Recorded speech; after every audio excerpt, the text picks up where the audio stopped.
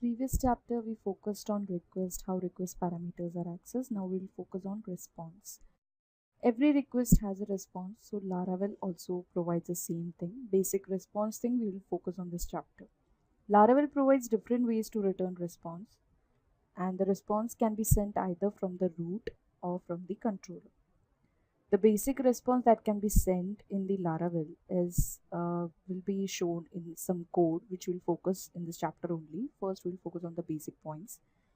The string will be automatically converted to the appropriate response. So let's go to our routes.php. So in our routes.php, this is my notepad.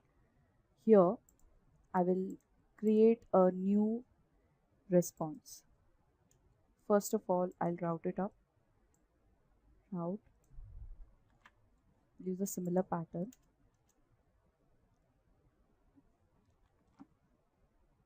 Route. I'm using a basic response thing, so my URL will redirect to this thing, basic response. Okay. Here I will include a function. So my function is mentioned here. It will include a parenthesis. Always check for the indentations. And now I will return a string name. Response is return.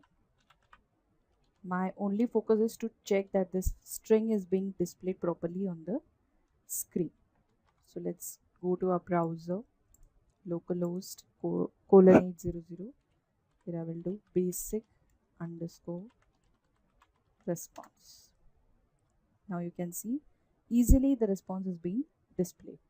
So in this way we can focus on returning the response. The response is very easy to display in Laravel just by routing it up correctly on the routes.php file. So in this way we can easily show it like what exactly we need to do. Here we have displayed with respect to string, but if you want to show some of the parameters or the arrays, it can be easily being displayed.